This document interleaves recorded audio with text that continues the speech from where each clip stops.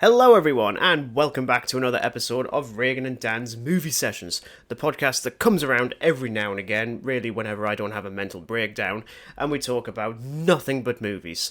My name's Regan, I'm one half of this podcast, and on the other half of the podcast is my good friend wearing yet another hoodie with a serial killer on it. Fictional, it's fine. It's Dan. Hi, Dan. Hi, Regan. Yeah, it's good you mentioned the fictional part of that. I think it would have been a bit of an issue if you just kept it silent and just said, oh yeah, he's just wearing another serial killer hoodie. Anyway, it just means that the audience for the remainder of this episode will be thinking, right, which serial killer has he got on his jumper? Yeah, I know that they're going to go through like the Wikipedia page of like known serial killers. Well, let's face it, we both have serial killers on ours, because you have Jason Voorhees. I have Batman. I see why you've made the serial killer connection, because the guy might as well be a serial killer with the amount of people that he's put in hospital and are likely dead. I mean, I'm not quite sure on the bat symbol for this one. This could be the Dark Knight, or it could be the Arkham one, which, if that's the case, It looks the like Arkham the one Arkham one. Yeah, I think it's probably closer to that one, so he absolutely is a serial killer. Especially in that last one with the poor car. My God, the amount of death and destruction that I caused in that game. So many deaths. But no, we're not talking about Batman Arkham, even though we were planning on doing that last year. But there's a lot of things we planned on doing last year, such as talking about a lot of these movies that just didn't happen. So this is the one time we'll be talking about a lot of movies that were released in 2024, some good and some bad. That's rinse and repeat every single year. That's kind of how movies work. There's some pretty good ones, and then there's some pretty naff ones. Other ones, yeah. Yeah, there's also some contentious ones. So we're doing it quite old school with this one, where I've got 10 awards to give out. If you've got any honourable mentions and whatnot, feel free to throw them my way. I can't wait to hear the hot takes. Yeah, I wouldn't. To be honest, I don't really think there's that much of a hot take. I mean, maybe bar one. I might have two. I mean, which is how I function. There's one that is, like, if we do not have the same for this particular one, I'll be shocked. To be honest, I'm looking at every single award we've got. I legitimately don't know if we'll have the same one. We might have the same mentions, but let's just say the one of them... Different order, though. Yeah, I'm just going to go back and forth just for fun, just to mess around with our psyche. But let's just say one of them got changed this morning. The answer got changed this morning. The very last minute, I was like, actually, no, there's one that's more deserving of this award. So we'll kick things off with, I think, the best first-time watch of 2024. Now, we've done ones like this before. This is specifically for movies that we saw for the first time in 2024, but weren't necessarily released in 2024. Because... God, did I watch some stuff last year. Down from last year, well, the year before, I should say now, because we are in the third week of 2025, which, as a sentence, I don't like. I don't approve of that sentence at all. I'll give you my honourable mentions and my winner first, and then we'll go to Dan, just because I'm curious on this. So, honourable mentions for the best first-time watch. The 5.5 hour version of Napoleon from 1927... Oh, God. Started at... I kind of forgot that was an actual thing. Yeah, you can blame my partner after we saw the Ridley Scott version. We're like, oh yeah, there's a 5.5 hour version that's silent. So I was like, I mean, I need to see this. And we did. And it took all day from the numerous amounts of loo and food and walking breaks. Because, I mean, it was exceptional for 1927, and to be honest, it does blow a lot of other movies out of the water from last year. It's like, that says a lot. I've also got the American version of The Ring. I actually really like that one, funnily enough. Okay, yeah. That is a pretty good remake, despite it being an Americanized version of the... Is it Japanese or Korean? Japanese, I'm sure. Japanese. We've also got The Last Duel. That's been on my watch list for quite a few years. That's another Ridley Scott one that's bombed massively. I can take a few ganders as to why, but we're not going to go there. Bullet Train. I absolutely love that one, weirdly enough. That's a Brad Pitt film. Brad Pitt on a train for 2 hours. Yes. And we've also got 28 Days Later, which we did talk about last year. Yes, we did. And by we, I mean mostly me, because I just started gushing about it for 14 minutes Because straight. you decided to crawl out of the rock that you've been hiding under and actually watch it. Excuse me, Dan, do you know how difficult it was to find that film until the last couple of weeks when the trailer for the new one dropped and even the studio was like... Well, it's fine actually, now because people really want to see you can it. rent it on Amazon Prime now. Exactly! And now I own it on DVD and it's probably worth a decent amount of money. I got it for £1. But no, 28 Days Later was actually at the top for a very long time until, I think last month, actually. Because the winner for me was actually Misery, which I hadn't seen until last year. Owned it for a couple of years. Yeah, weirdly. I think it was just because we'd started going on a bit of a Stephen King sort of thing. We'd rewatched The Shining. I do really like The Shining. It's one that's... I like. I don't love that much. It's quite long. But Misery... Like, you could make that in 2024. I'd be absolutely fine, because it fits in beautifully. Just have a look at fandom these days. Like, Kathy Bates in that film, plug her into 2024, and it feels quite apt, to be honest. It's quite a timeless film, which I don't think was really planned at the time. You know, what, 1990? It's doing pretty well for its age. But yeah, I absolutely adored it. Like, even by the end, because it was my partner's suggestion to watch this, and by the end I was just like... Thank you, Sarah, for that good film recommendation. Yeah, that's my winner. I'm very curious on you, because you've watched some shite last year. I mean, these aren't films from 2024. I mean, No. I could have put one from 2024, but then you'd have like rinse and repeat for other ones. So and you have me there's calling three, you a cheater. at least three. I figured I've kind of been back and forth on these, but we're starting off with 1972's The Godfather. Oh, for God's sake. My partner actually got the book for that for Christmas, and she's about, well, I want to say halfway through reading it. I could be wrong. There's a lot of pages in that from, like, the sides. Yeah, it is a very good film. It kind of took me a lot of mustering up to watch it because it's quite a lengthy film. Mm-hmm. But you'll probably find no better sort of like mobster film out there than The Godfather. At least the first two of them. Apparently the third one's not very good because this is a trilogy by Francis Ford Coppola. So apparently just avoid the third one. It's nothing like the other two. I'm still yet to watch the second one, but even that has a quite lengthy runtime of like 7 years. 3 hours or something. Oh, okay. 3 hours. That's better than 7 Very years. long. Yeah. Next, we have a film from 1966, actually. Going further and further back now. Yeah, we are. I Well dread to done. think what the other ones. Yeah. The Good, the Bad, and the Ugly. You're just picking the classics Spaghetti now. This is Western. borderline cheating. But not really. I mean, like, Misery is considered a classic, so I don't know what the hell I'm talking about. Yeah, you're just full of it, man. Yes, I am.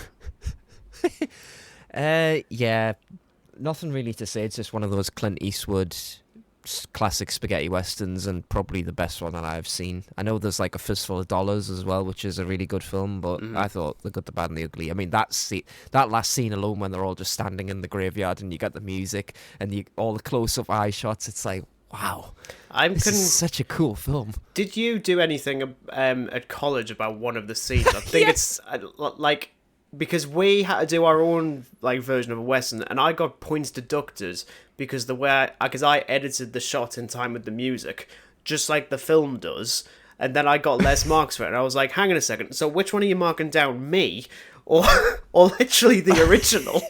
I was like, hang on a bloody second. I mean, yeah, I kind of get it, but you know. Yeah, I did something. I can't remember what bloody spaghetti western we did, but it was like a modern take on it or something. I could not honestly tell you, man. Yeah, it was naff. Now, this isn't exactly what I'd say is like a brilliant film. And by yes, any it's on means this necessary. list.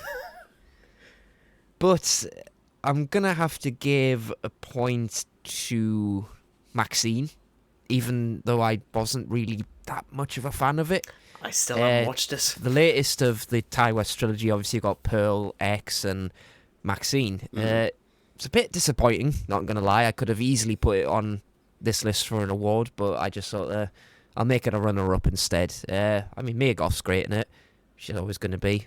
But that's about it, really. It's a bit dry compared to the other two. It's not as bold, I think. Right. But still, nonetheless, it's a pretty good film. Okay.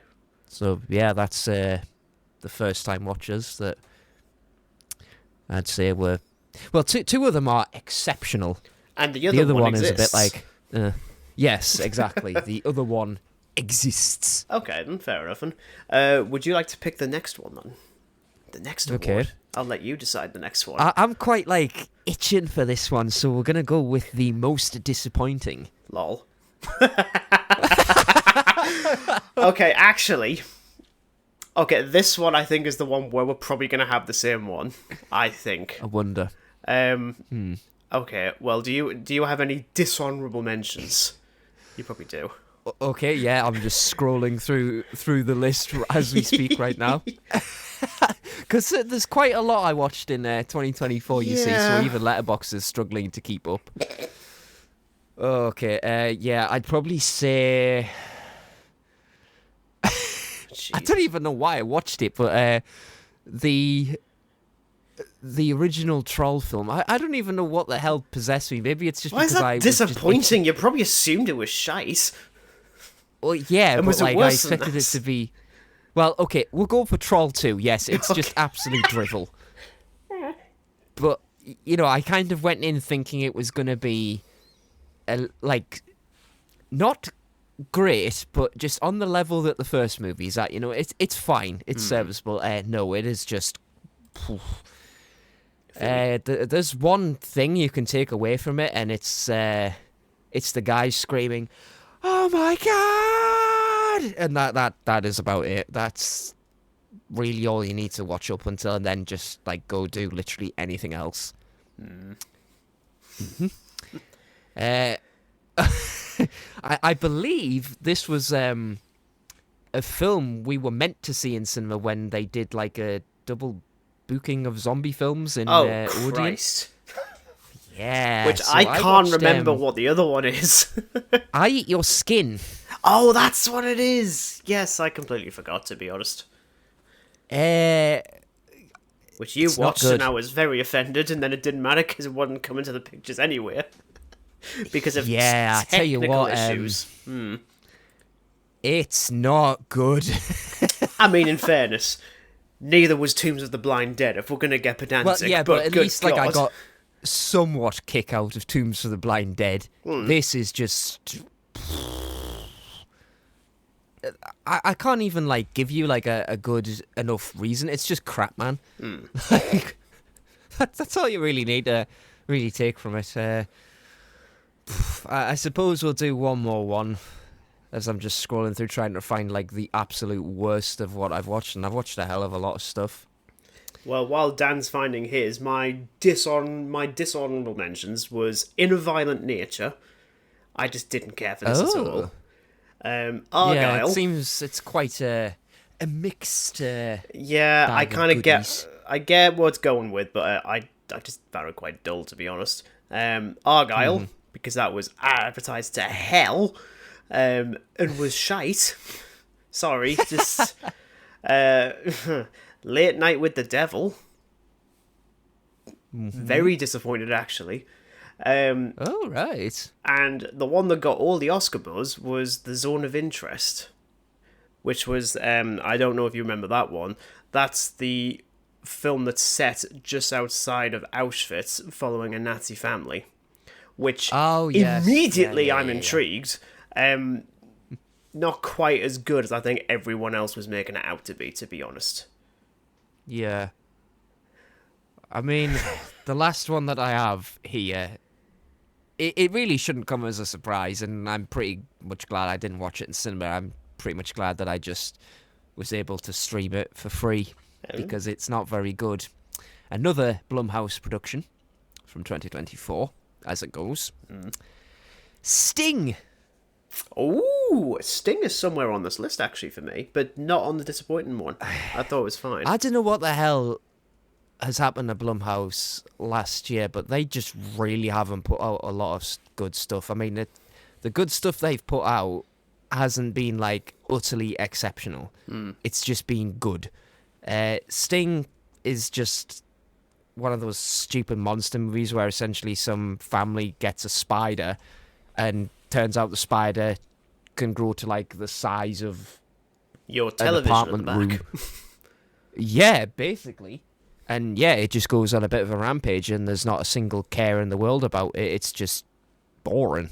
It's dull. It's just one of those like, we have an idea, it's not a good idea, but we'll make it anyway. I think, to be honest, if they hadn't revealed that the spider's actually an alien in like the first 20 seconds, and I'm immediately less interested because I thought it would be quite nice if it was literally just a spider that maybe got into some toxic waste. Let's get very 90s with this. But no. Oh, absolutely. It's very much one of those 90s things where something happens with like a chemical spill or something and it causes a mutant or you know, it's very, very 90s. I just think, for God's sake, like, you just might as well have not released this because it's just rubbish. But the winner, it's not as rubbish as some of the other stuff, which there is another one on this list, and I'll get to that. But the winner of the most disappointing movie. Now, I think it would be quite funny if we just both say this at the exact same time in the hope that it's the same film. Okay. 1, 2, 3. Alien Romulus. Yeah. There it is. It's coming to Disney Plus in a couple of days, as of when we're recording this. If I still wanted to do a commentary on it, I think I jokingly said we could do that, because that might be the only way I'd talk about it. I don't want to talk about it. You know what else you could do? You could go to the dentist and get your teeth pulled out, and it would still be a hell of a lot less painful than sitting through that again. Yeah, I mean, I have no desire to watch it, to be completely honest. I think I'd only watch it if it was in that specific scenario, but I don't want to be in that scenario. Like, this is by no means... I don't even think I've been in a scenario where, like, No. I want to watch it because I'm bored. I'd literally just go watch, like, some crap Blumhouse production. Because at least, like, I know that it's going to be rubbish, whereas this, I'm like, oh, yeah, I really didn't like this because I had the rug pulled from underneath me. Well, that's the thing, because... Disappointment. Bar the final 20 minutes, which just, I hate. Like, even when I think about it, I hate. The rest of it is just so mediocre. And in a way, I shouldn't even be shocked, because when was the last time there was a good Alien movie? Realistically. 1986. There we go. So the fact that even any of us are shocked that it's this poor, I think I'm more shocked as how much other people really like it, and I'm like, did we watch the same film? Like, genuinely, is there like an alternate cut of this that I'm not aware of? I was quite tempted to put it in the category of overrated, but I thought, nah, disappointing. It is in mine, but it isn't the winner of that. Or the loser, depending on how you want to look at it. Mm-hmm. But yeah, that's nice that we have at least one, because I think that's the only one that's going to be on here. There may be a second one, but this is just because I picked a 2024 one for it, so whether or not we do is a... I think we'll go with, actually, let's go with the hot take one. I'm going to go with the underrated movie of 2024. Everyone's going to hate me. People are going to hate me a lot, because I like movies. So, honourable mentions on that one. Sasquatch Sunset. I absolutely adored that. Sasquatch Sunset. That is a movie with no dialogue. It's just all about a family of Sasquatches in the wilderness for about 90 minutes. It is... The fact it's got no dialogue, and it's got better writing and comedic writing than a lot of other things released in 2024 really says a lot. And if you ever thought, you know what, Jesse Eisenberg with no hair as Lex Luthor is really, really bad, so instead we'll give him a shit ton of hair and make him a Sasquatch. Great idea, really spot on.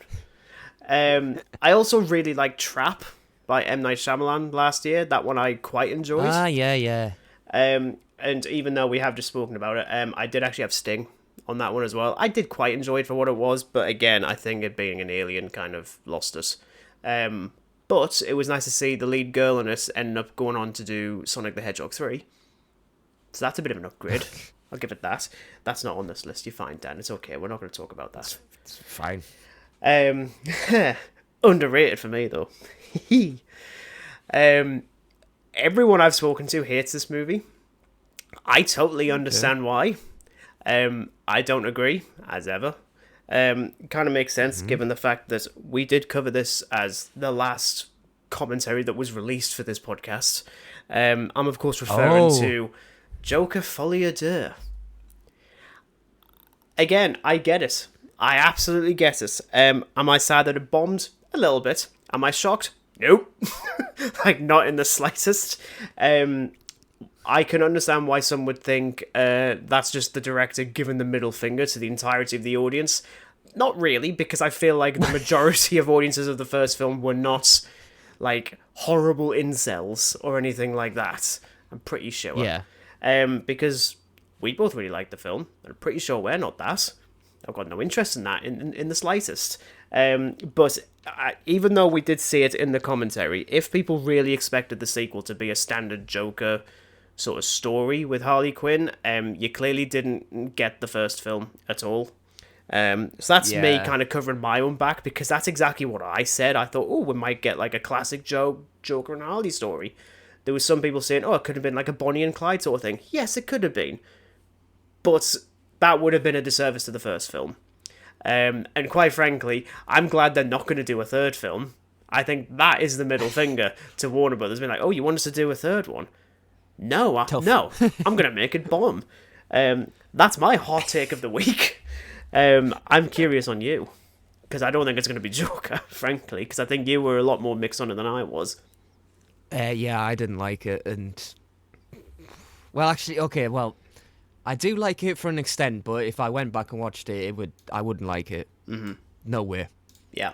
Not a chance. But I don't really have any, like, major honourable mentions other than Late Night with the Devil. I had a feeling it was going to be that, because I know you really like that one a lot, so I think I think it's what made me... really like that film. Yeah. But I see why people don't like it. I mean, it's not one of those, like, relentless horror-paced films. It's a bit of a slow burner. Nothing really happens until the last, 10 minutes of the film. Mm. So if you're not into those sorts of films where it just unfolds, there's just chaos at the last, possible bit, understandable. Yeah. But for me, I really, really liked it, actually. That's fair. Okay. We're going to go with... I mean, I thought this was, stupidly underrated, and I'm a bit sad that it bombed, actually. Yeah, I mean, we don't have the same, but you also thought this movie was pretty great as well. Oh. Lisa Frankenstein. Oh. I was just going with the wrong horror one there. Yes, actually, you really loved Lisa Frankenstein, which was... Oh, I absolutely loved that film. I was in tears with laughter. It was so funny. Such a good horror comedy, and it is such a shame that it did really poor at the box office. I'm not even shocked, to be honest. I'm really not. And that's not meant to be a marker on the film. Sort of thing, I guess. Because people think it's Frankenstein. How many times has this been done? Mm-hmm. So, understandable. But still, this is such a good film. You got to watch it. Yeah, I have been planning to rewatch it at some point. I don't own it, but I think it's streaming somewhere. I think it's on now. Oh yeah, you can just rent it and things. I could just do that. I could help the industry a little bit. You could. Yeah. All right, Dan. Over to you for the next award. Pick and choose. Oh, okay. Decisions. We're gonna go with the worst movie. Okay. Now, I don't know. I mean, I don't think we do, because I think the alien Romulus was like a fluke kind of thing. It's not in my dishonorable mentions, so you're fine. Right. Okay. And it's not the winner, so you're fine. It's not Alien Romulus. I saw way worse. I mean, I could give you a whole bunch of dishonorable mentions, but there's just that many. You would be here for best part of 45 minutes. I've got 6. Just because I did see some garbage. I could well and truly have 6, but it's just a load of crap horror films that nobody ever really needs to watch. So Is one of them that bloody Doug Jones Nosferatu garbage that you watched immediately after we recorded the one for the Robert Eggers one? Well, I suppose you could say yeah, but okay, we'll put that as a dishonourable one. Yeah, it's crap. Yeah, I told you that, and I haven't even seen it. I just watched the trailer. Basically, from what I understand, right, they took they found a print of the original film, they scanned it, and they got actors to basically go in front of a green screen and just green screen everything. Yep. I was just like, Yep. Really? Yeah. And Innovative. you crowdfunded it. I'm sure the crowdfunders deserved more than that. Yeah. Frankly, I would have just in spite, once like the film was finished, rather than giving people access to the film, the studio would just pay for tickets to go and see the Robert Eggers version and give that to the backers. Like, yeah, we kind of screwed up. Here you go. You can go and watch the better one. It's like, oh, thanks. Get in. At that point, I would have crowdfunded it. Yeah. I do have a second one that I stupidly decided to rewatch. You are quite nice on this one compared to me, because I really don't like it. Bugger. And we've both seen it, by the way. Okay. It's a film from 2023. Oh, so we're cheating already. Well, it's a rewatch that was done in the year 2024. Well, you're always allowed one get out of jail free card. It can be that, and it's also just a mention, so it's fine. Okay. I'm trying to like sort of ease into this rather than bluntly like say it because I find it just funny. It's because Okay, so oh god, it features Archimedes and his magical alarm clock. I rewatched that a week ago, and I was like, I can't tell if this is better on rewatch by about 0.6%. Or if I hate it even more. Because, yeah, Indiana Jones and the Dial of Destiny, what a heap of shite. yeah. What an absolute heap of shite. But the biggest and most, well, the worst movie, funny enough, a 2024 one. Thank God. Yeah, I'm going to have to give this to Madame Web because that was just... Whew. What are you talking about, Dan? No one's ever seen that film. No one's spoken about it. Like, no one has. There's no memes or anything or any... Yeah, okay, fair enough. It's not even Dakota Johnson. It's not Sydney Sweeney. It's not the rest of the cast that's the problem. It's Sony that's the problem. Because it's like, we own Spider-Man, but we want to do our own Spider-Man verse, so we're going to make prequels to Spider-Man. Mm-hmm. Stop it. Stop it, Sony. Which, in fairness, I think they are anyway, so that's fine. Well, yeah, I mean, considering the absolute flack that it got, it's an absolute pile of spider poo. I mean, just awful. That is on my dishonourable mentions, Madam Web. That is only saved because I quite enjoyed the experience of watching it, because I got to read the dialogue via subtitles at the same time. That was beautiful. So it was 6 other people. It was just laughter every 110 minutes, however long this film is. It was quite silent for most of us. Just like a lot of like giggling at, oh my god, someone wrote this and Dakota Johnson's saying this, and she's not nearly... it's like you're not even laughing with the film, you're just laughing at the film. Yeah. Other ones I've got, another one for Sony, Venom 3, just boring. Yeah, I'm not even surprised that's on there, because you really loved the last one they did, didn't you? That review was long. Good lord. What's the new one called? The Last Dance? The Last Dance. And again, someone took a step back from reading the title page of that script and was like, yeah, alright. Damn. So yeah, we'll do that. The question is, though, does he dance? Yes. He does actually There dance. we go then. At least it lives up to the title. He's dancing to Queen, I think. I can't remember. I'd have to watch it again. And I'd rather watch plants grow. Other ones I've mentioned, Dwayne Johnson's epic $250 million Christmas movie, Red One. Me and my partner were supposed to go and see this together. She saw it first. I saw it later on in the evening after work, and it was indeed a thing that was made. It was. Another one for Sony, Kraven the Hunter, for again just being dull. Don't even lie. You just went to go see the absolute brick shithouse Rhino. My God. Because he certainly had an upgrade. Let's just say it, that I am honestly surprised that you see that film and you're like, you know what? They did Amazing Spider-Man 2 better. That was actually better somehow. I don't know how on earth you've done that. Yeah, it's a film. I still haven't seen it. I probably don't need to. Under Paris, Yes. I watched on the plane from Spain. Unfortunately, there was like a child behind me, so I had to keep on sort of like moving the tablet slightly because of the amount of blood and gore that's in it. I was like, the mother's gonna absolutely kill me if I keep on watching it like this. Yeah, just his stupid. mother will turn into a shark. Yeah. Funny enough, the winner involves a shark.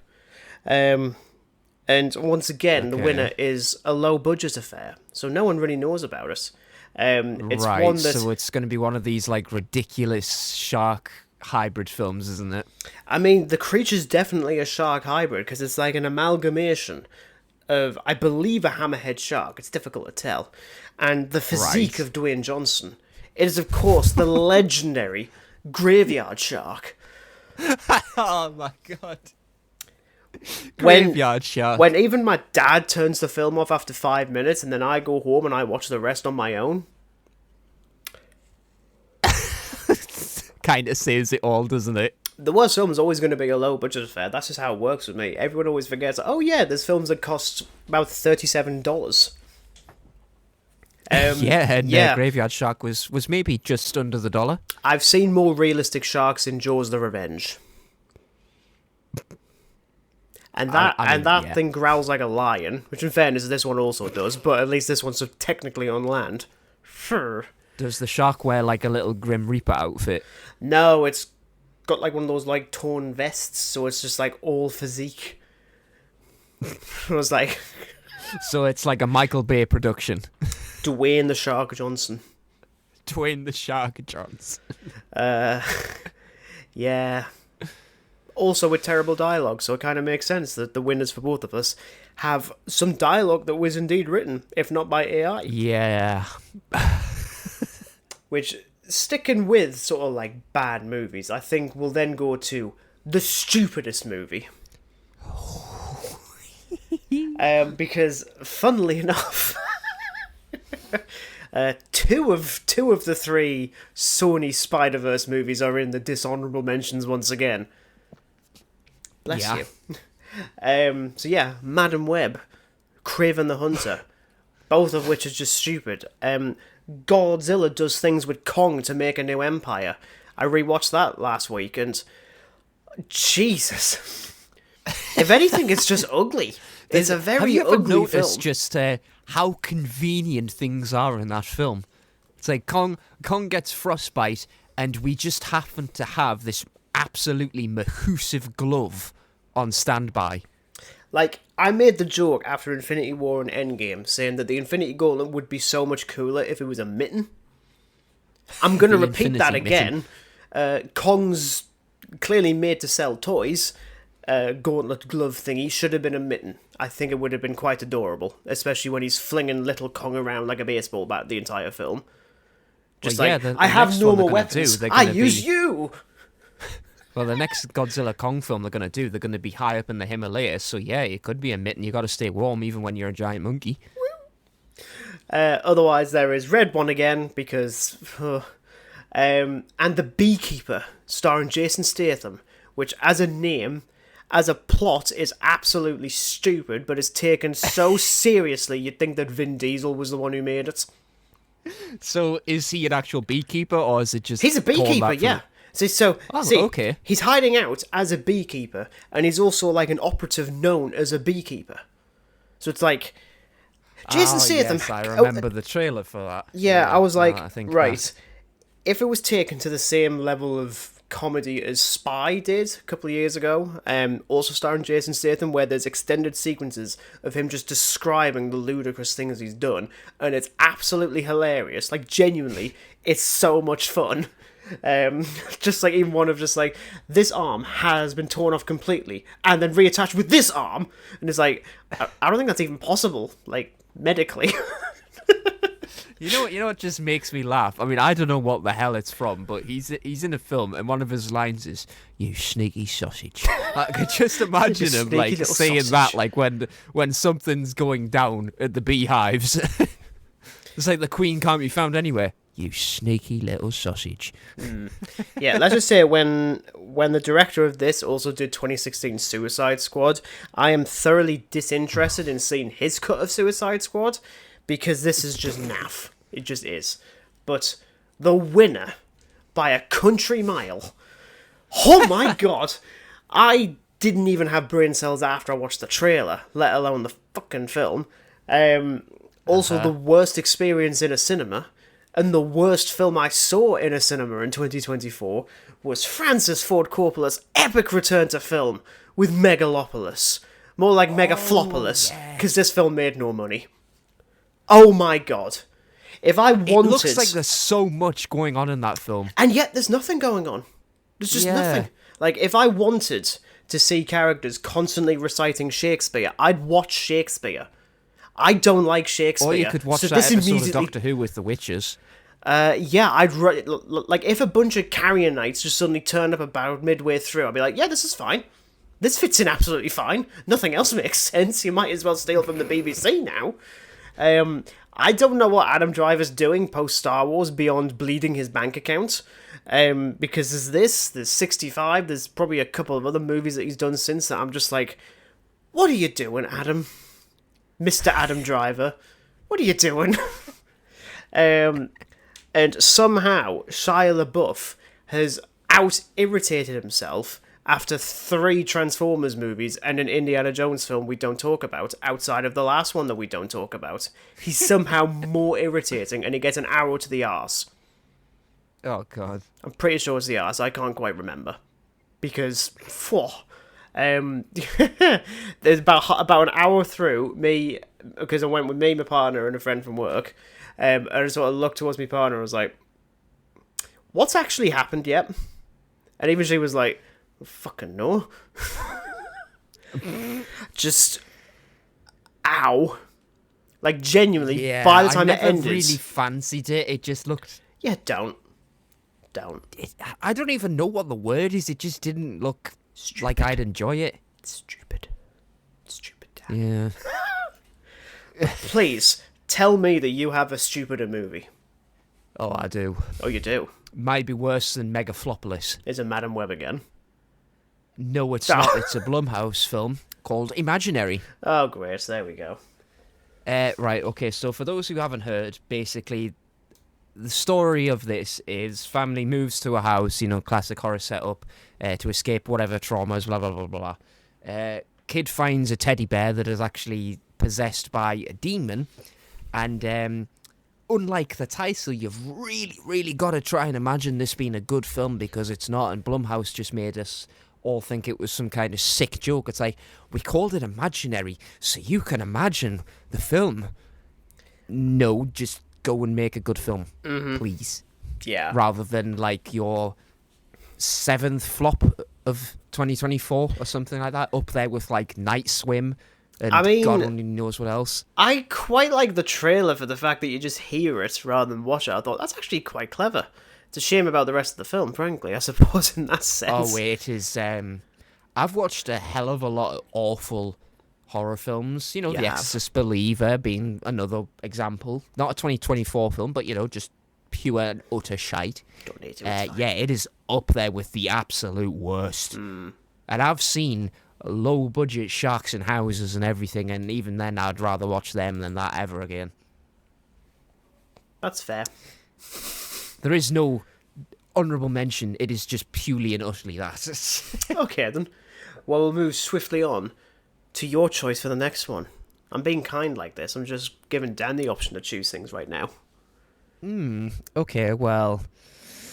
I think we'll go with the most surprising. Again, no honourable mentions for this, by the way. Oh, okay. Please tell me then. Well, I kind of have to give you a bit of story, ease into it. Oh, right, okay, you need to sort of, like, give us a little bit of exposition. Yes, I mean, I could do this as like a Alfred sort of Dark Knight Rises sort of story, but yeah. No, you're not doing that anymore. It's a brand new year. We're never doing that ever again. Even if you do, I'm cutting it out. I want to. No, I am. There is a franchise out there. Funny, you're still doing it, minus the accents. You're very clever. I saw the film on the big screen last year, so don't even try it.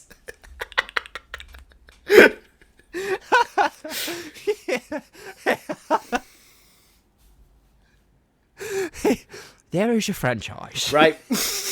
I'm getting out the voodoo doll. No, so we all know the Terrifier franchise. First one is fine. No.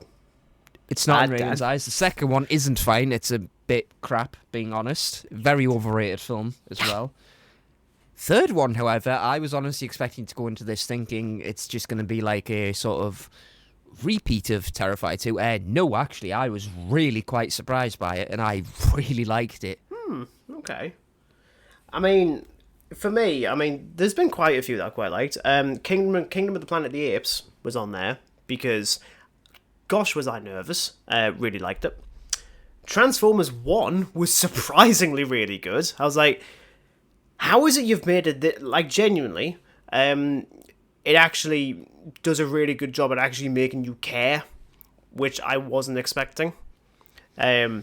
So by default, it's the best Transformers film ever made.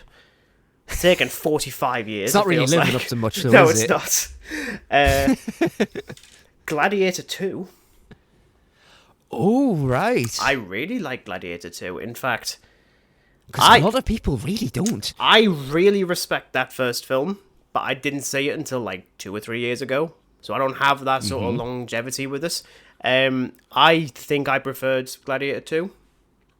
Only because everyone kicking off at saying, oh, well, Paul Mescal doesn't look like a gladiator. I was like, that's kind of the point. You watch the film, he's supposed to be a gladiator. So, in actual fact, points for that. I mean, there's still some bloody awful dialogue, it must be said. But you know what? Genuinely, I found it more enjoyable than the original. Genuinely. Ooh. So it's a shame that I think it's probably bombed. Trap, I've already mentioned before. The other one is Priscilla. So this came out really early in the year. So this tells the story of Priscilla Presley and her tumultuous relationship with Elvis, all from her perspective. If you love Elvis, you're going to hate this film because it really drills home how much of a scumbag he kind of was. And I'm like, well, no offense, he's a rock legend from the 1960s and 70s and whatnot. It's like, of course he bloody is. Like, why are we shocked? Yeah. I really loved it, genuinely. But the winner, in a surprise twist, we actually have the same winner. It's Terrifier 3. Which I forgot that we might have had that one as a potential winner. Okay, so that's two we have now. To say this is the best Christmas film of 2024 is scary. Literally. Yeah. Because the only other one is Red One. Let's just slow down there, Buckaroo. Yeah, no. But no, genuinely, I found myself really enjoying this one. So I saw this as part of. I think you were on holiday at the time, which was really disappointing. And it was part of Scream Unseen over Odeon. So it was a toss-up between Terrifier 3 and the remake of Salem's Lot. It was a good chance it could have been either of them. Yeah. And I think people were planning on walking out if they saw it was Salem's Lot. And everyone was shocked when the BBFC age card comes up and it's Terrifier 3 and they're like, oh my god. Because I don't think the first one definitely did not get a cinema release in the UK. I don't think Terrifier 2 did either. So it says a lot that this one did. I mean, I think people sort of like getting nauseous at the first scene. Clearly, have only seen about 7 films in their time, the other one being Red One. I mean, Red One is a horror film, just It is, in yeah. a whole different matter. Yeah. No, this one was far more entertaining. Actually does some decent stuff with character, which it doesn't need to. But even with the second one, you can see that Damien Leone, the director, is trying to actively make a better film. And then it made it even better here. It also looks like a proper Christmas film, which is even creepier. It's just like it's got like the so proper Christmassy. I love it. It's like very Technicolor. It's very filmy. It's a bit like we're watching Pearl. That looks very much of its time. As did this. It's still gory as anything, but it did not feel nearly as gratuitous. Like there's no hanging someone from a hook for 9 minutes. Just like with like Art the Clown thinking, right, which limb am I going to play with next? There's none of that. It's just like a chainsaw instead on like a bathroom floor. If you've seen the film, you know exactly what it's like. Whew, men have not felt real pain until last scene. Funny story here. My little sister went to go see it in cinema, and there's one scene in particular in that film. It's not the chainsaw one, yes, but the other one as well. The shard of mirror. Yeah. And I she didn't quote, even unquote, see found that coming. She messaged me saying, "I do not feel Bonita." Yeah. No, that's okay. That's knew actually exactly what scene she was referring to. Okay, so next one. This one was added at the last minute because I wanted to have like a nice round 10 rather than 9. So this one is the best movie trailer from 2024. Now, this can easily be a movie that's maybe out this year. It just had the trailer had to come out last year because we did get some quite good trailers, it must be said. Yeah, we did. Yeah. I've only got one honorable mention and then a winner because I'm trying to remember which trailers I really like. I think bar like the Deadpool and Wolverine trailer with the Madonna song laid over it, which was quite fun to watch. The other one, of course, was the trailer for Nosferatu. I really like that one a lot. Yeah, standard. Shocker.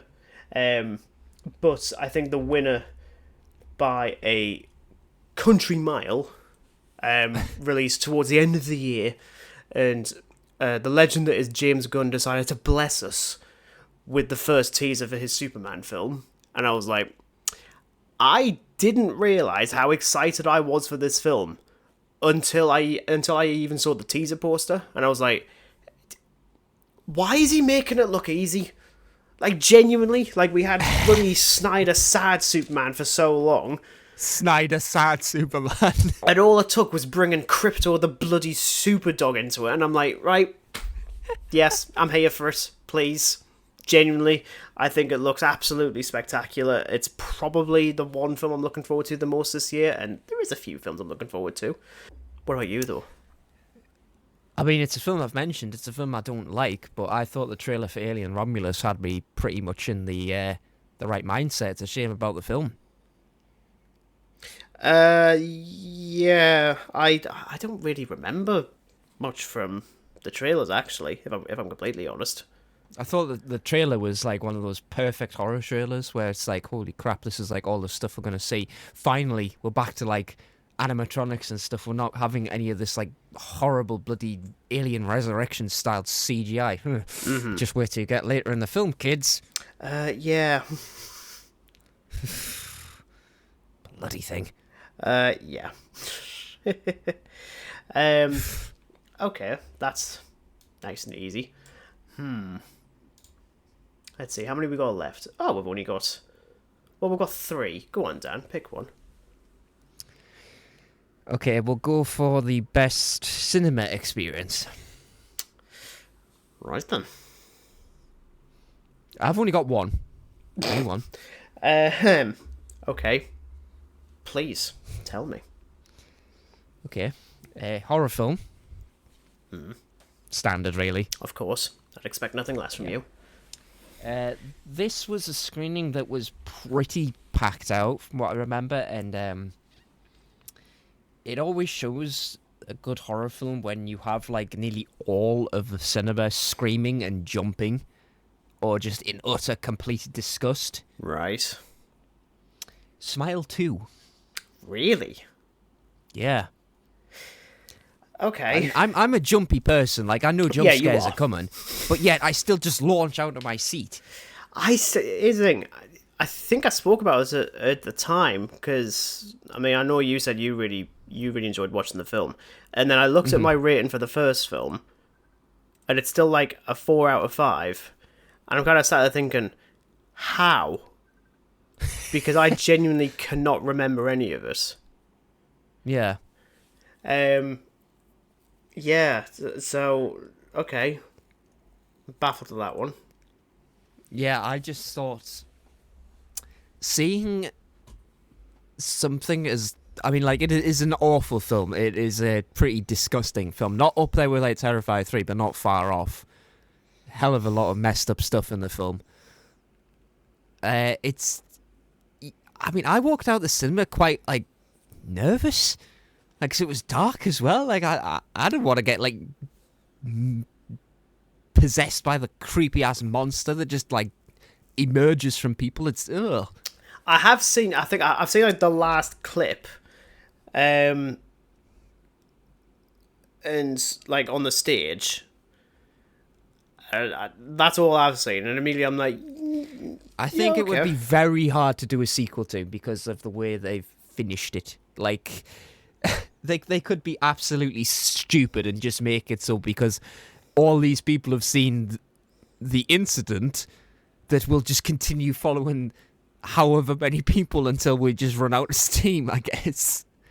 Please don't do that. We don't need that. But if they ever do make a Smithriel,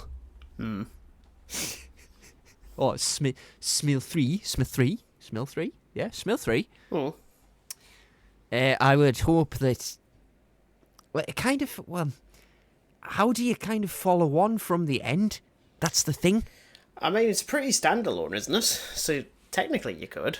Well, it does take off from the original film, but it's not exactly like a massive sort of recap of it. It's just literally like what happened to the last guy. He's seen this person off themselves, so he's now infected with it. And then, what do you know, Lord behold, he's killed off, so it can't be passed on until we find out later in the film that it was passed on to somebody else. So it's like, who do you pass it on to next? Right. Besides the like hundreds of thousands of people at the concert. Okay. I mean, I thought it was a really good film and probably one of the best experiences. I mean, Nosferatu, obviously. Doesn't count. But this was just like, I was jumping quite a lot and nearly sent my popcorn like over 3 seats. As you do. I mean, I did do a lot of cinema sort of things last year. I mean, there was the Tyneside Cinema Halloween All Nighter. We didn't get a chance to do it together, but I did it with my partner. The only reason it wasn't quite as good, I think, is because annoyingly I started falling asleep in the 2 films I hadn't seen before, that being Rosemary's Baby and Carrie. So even I've still logged it on Letterboxd, but there's no rating because I haven't. I need to rewatch them properly because it says a lot when you wake up and then all of a sudden there's a satanic cult trying to kidnap the baby. Yeah. I can't tell you how many times that's happened to me, frankly. It's never. I can't relate personally, like, but you know. Otherwise, there was Tombs of the Blind Dead with You, because that was a bit of a laugh riot, it must be said. Yeah, I think it was just the awful dubbing that made people laugh so much. There was seeing A New Hope and The Empire Strikes Back on the big screen. That was exceptional. All 3 of the Spider-Man films on the big screen. I mean, I'd seen Spider-Man 3 back in 2007, so that was fun watching that again. And I was like, this is actually good. Like, I'm sorry, it is actually a good film. Like, it's not quite as good as the other 2. Shocker. But my God, there's bits I like in it. But the winner for me was actually seeing Dune Part 2 in 70mm. I'm getting technical on that Oh one. yeah, they did that. I forgot about that. Yeah, so I mean, I think I've mentioned on other episodes before. Me and my partner have a cardinal rule, like it's unofficial, I suppose. But whenever we go away somewhere, if it's a cinema, don't pick the chain one. Go to like an indie one, just because we do that. But the opportunity to go to the Odeon in Leicester Square, where all the big film premieres are, and seeing Dune Part 2 in 70mm IMAX, I can't really say no to that, to be honest. And looking so innocent there, you're so joyed. I mean, again, I know it's a chain cinema technically, so I shouldn't be lavishing it that much, but it's a very beautiful cinema. It's absolutely stunning. Well, yeah, it's gonna be if like all the big premieres happen there. Just that experience, coupled with where we were sat, was remarkable. Like, it was a packed cinema as well. I mean, we are packed in the northeast. This is packed in London. It's humongous. It was great. So I think for me, that one was the top one for me. I think the other one might have come up was watching The Substance, just for the reactions from the 18-year-olds in the back of the screen. Still yet to watch that. Oh man, and it's killing me. There's two films. There's two mental films from last year, which I'll reference once we talk about the best movie, that you need to watch because they're just batshit crazy, to be honest. But yeah, that's my pick for the best cinema experience. Okay, we'll do well, we've got a choice between best movie and overrated. We might as well do the overrated one. And then just end with God tier. I wonder if we'll have the same for this. Maybe not. No, we don't. Of the way we definitely no, we don't. don't. Okay. No. Get off your high horse, Dan. Yeah. God. So dishonorable mentions in this case. Late Night with the Devil. Already mentioned that one before. I think it's nowhere near as good as people have said. The Wild Robot. I liked, but I thought it was like Diet Pepsi version of the Iron Giant. Diet Pepsi version of the Iron Giant, which I quite like Diet Pepsi actually.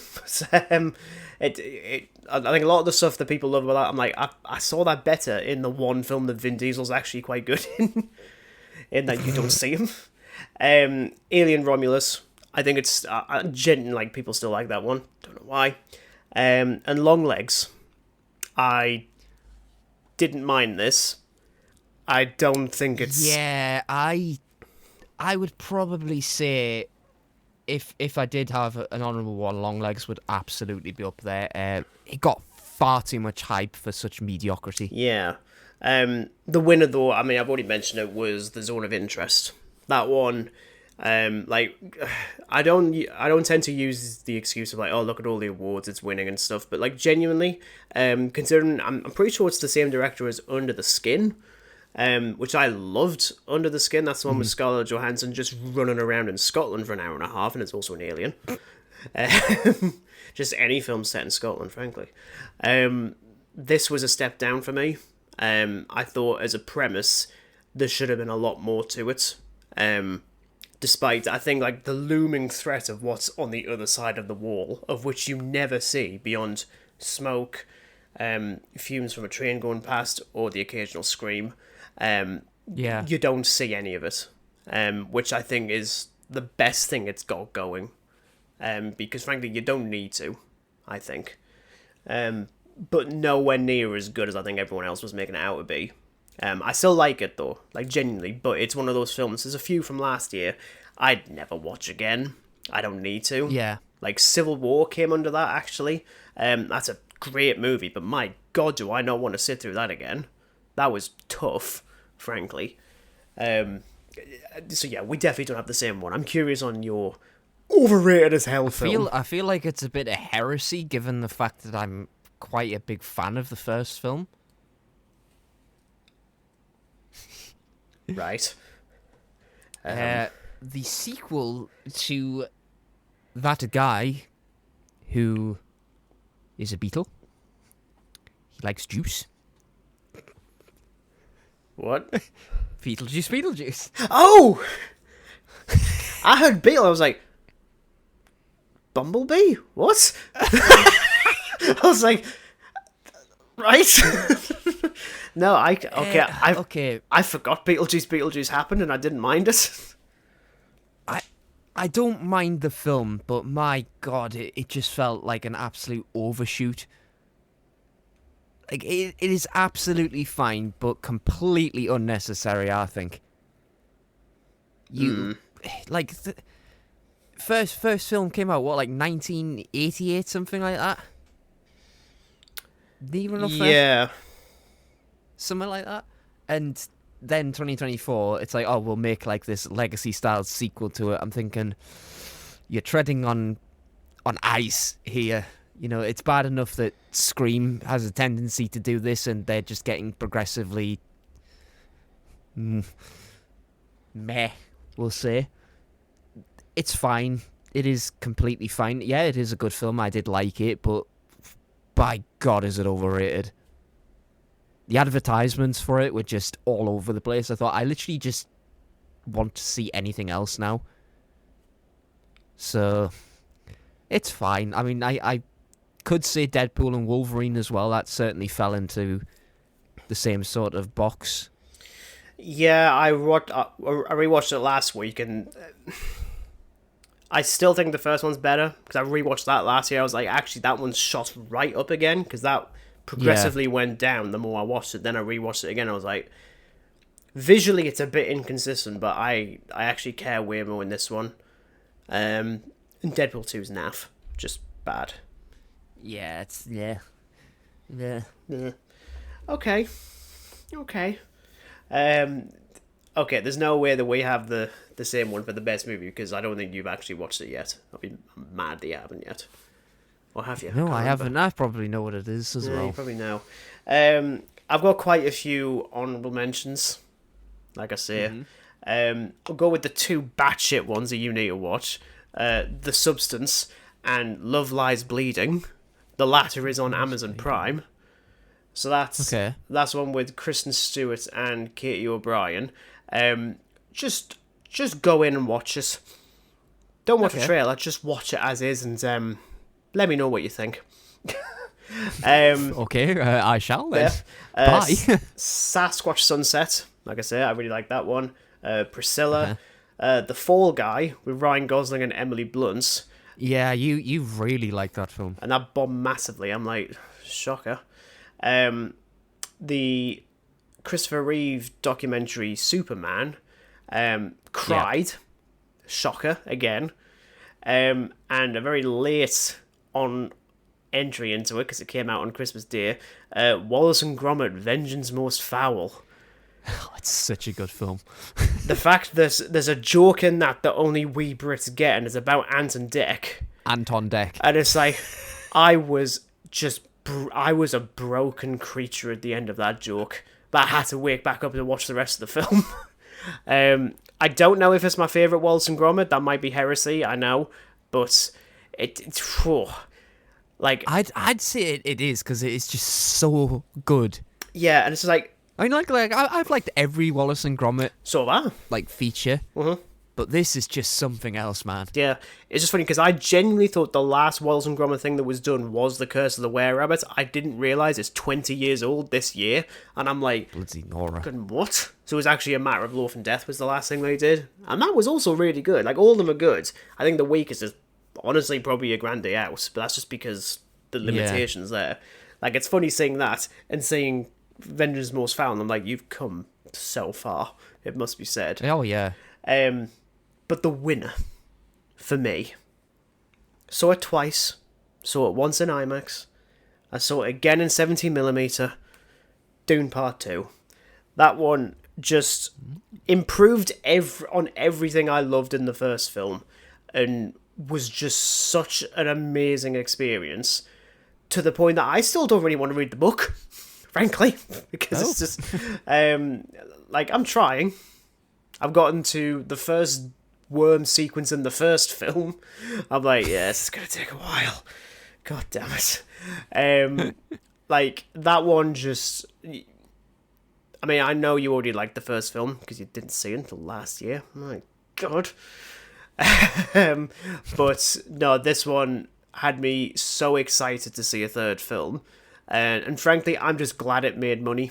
Made more money than the first film. I was like, thank God, because this is the kind of sci-fi I need in my life. This is the kind of movie I want to see in my life. I think it's like one of the highest rated like science fiction films on Letterboxd. I'm pretty sure Yeah, it I is. think it's on a couple of them. I think even Denis Villeneuve was talking about it. Just like, I mean, there's a fandom there. Thank you. So he doesn't care. But yeah, that one for me, easily. Dan. There's really no shocker here, considering my absolute love for it. Technically a 2025 film because For we God's got sake, you cheat at the very end. It's the only reason it's not on this one for me. it. But you see, I'm not really cheating because it did come out last year. If you weren't in the UK, that is. It's always you that cheats at these. It's not me. I'm very militant on like the ruling for You're very these. militant. You've had others that have been from like whatever year. Never mind. Never mind.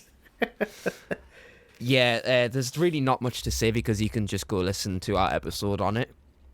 But this was absolutely incredible, and I expected nothing less from Robert Eggers. That's it. That's it. Yeah, if you would like to know more about both of our thoughts, literally yesterday Subscribe to as our we're Patreon. recording this... No, I haven't got the budget for a Patreon, which is ironic, because the budget should be coming from the Patreon, I think. I think that's how it works. I think I follow like 3 people on that.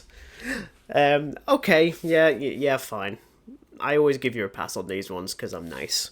But yes, that is our recap and also a reminder of how many films we saw in 2024.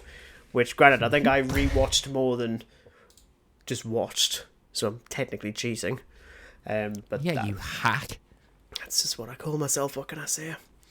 But yes, thank you very much for listening. It has been... Well, it's been fun talking about the movies that we probably wanted to talk about last year, and well, you know, Yeah, Regan having a brain cloud twice, 3 times, a couple of brain 4 clouds. times, a couple of brain clouds. I promise it's going to happen significantly less this year, but yeah, I'll be curious what we talk about next. I'm thinking either like the most anticipated movies of 2025, or if we get to it, The Wolfman. Because that's out in a few days. Yes, I would very. I'm looking forward to that one. Admittedly. I'm nervous, but I'm looking forward to it. Yeah, I mean, I really liked Lee Winnell's version of The Invisible Man, like, quite a lot. Werewolf looks interesting. Looks like it was designed by someone who's never seen a dog in their life. And in fact, has only actually seen this will get like people for the 90s.